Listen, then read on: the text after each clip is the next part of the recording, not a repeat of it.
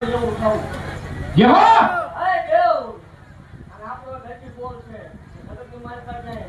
અરે દુનિયાની દેવ મણ હવામાન ને 5 મણ ના તાવા છે.